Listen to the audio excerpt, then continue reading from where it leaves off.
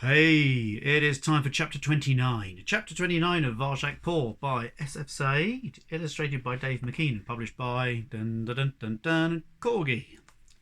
So, let's crack on. Let's get into it. In the last chapter, which was 28, Varjak was back in the Contessa's house, and things had changed there. Julius was in charge, not father. But they seemed to be happy to see him back.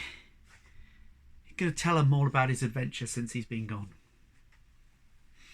Varjak didn't tell the family about his dreams. He didn't think they'd understand that part, but he told them all about the city, the fights, the friends, the vanishings.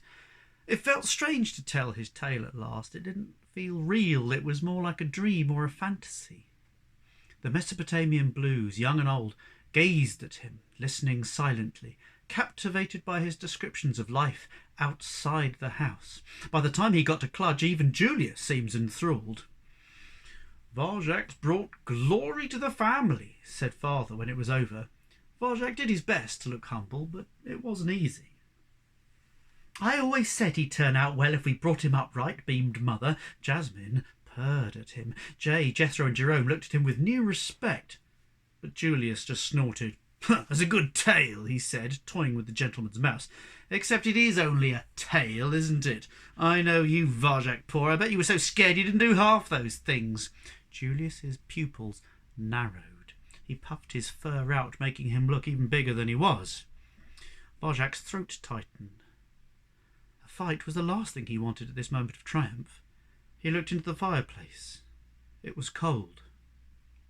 "Yes, sometimes I was scared," he admitted, "but everything I said was true." "You scrawny little insect," sneered Julius. "Who do you think you are, coming back here and lording it up like this? You think we care about your stupid tales?"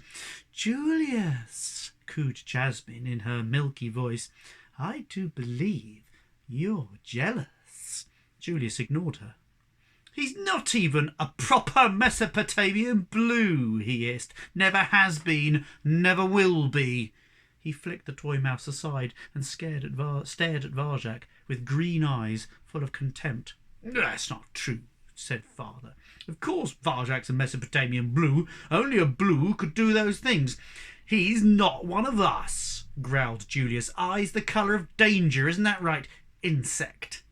Something rose in Varjak's heart. His mind was catching fire. All those times Julius had made fun of him, made him miserable, made him feel small and weak. "Don't call me that," he said.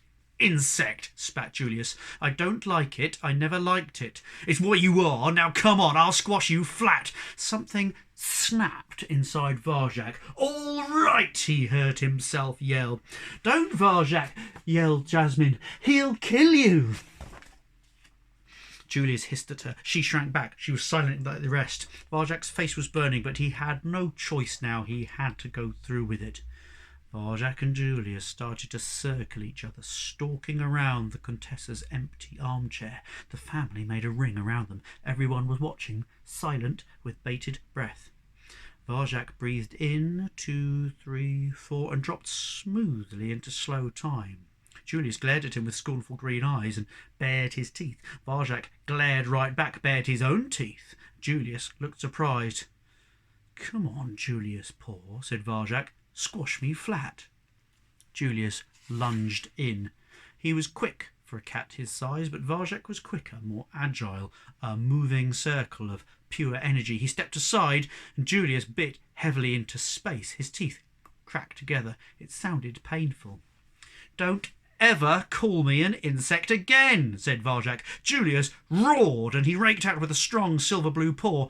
Varjak was too fast once more, and Julius missed and lurched into the armchair. Jay, Jethro, and Jerome giggled. Were they laughing at his moving circle? Varjak turned to see them giggling at Julius instead. He smiled, but as he looked away, Julius came up and cracked the side of his face with hideous strength. Varjak staggered back. He hadn't expected that. It hurt. "Insect!" thundered Julius. "Now you've made me angry!" And he launched a flurry of claws. Senses reeling, Varjak dived away just in time. He had to keep breathing, keep the moving circle going, or Julius would finish him. He dodged the furious attacks that followed, becoming a shimmer that Julius couldn't quite hit. The attacks grew wilder, angrier. Varjak stayed a step ahead, just out of reach, and as his big brother closed in, until Julius threw everything he had at him in one massive blow. There was no avoiding this one. Varjak had to meet it, head on. He breathed out, 2, 3, 4, went deep into his circle. The power rose within him, and when Julius came, the circle held true. Varjak turned the blow away, using his brother's own strength against him. Julius went stumbling to the ground. Varjak grinned. It felt good. Better than the time he'd fought Razor. It felt better than anything. A hot, intoxicating glow that pulsed through every fibre of his being. He'd never felt so alive.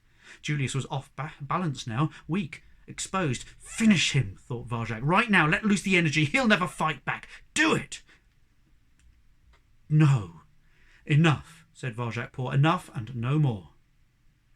Julius shook his head. I'm only just beginning, he panted. Insect! Julius flung himself through the air, out of control, claws splayed.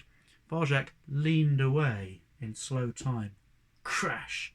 Julius smashed headfirst into the fireplace. Looked at Varjak with small green eyes clouded by black ash. Tried to stand up. Couldn't. It was over. Varjak Paw! Cried Jasmine.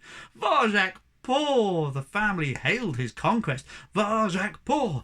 Varjak Paw! Varjak Paw! He closed his eyes. The victory tasted sweet like cinnamon. He'd done it at last. He was a true Mesopotamian blue. Varjak Paw, is that you? A gravelly voice. Varjak's heart skipped a beat. Holly? Varjak, I'm here. End of chapter 29. I know, yeah. Well, soon I'll read you chapter 30, but it won't be now, because right now it's time to pack it in. It's time for you to look after each other. Be kind, be good, and I will see you soon. Bye.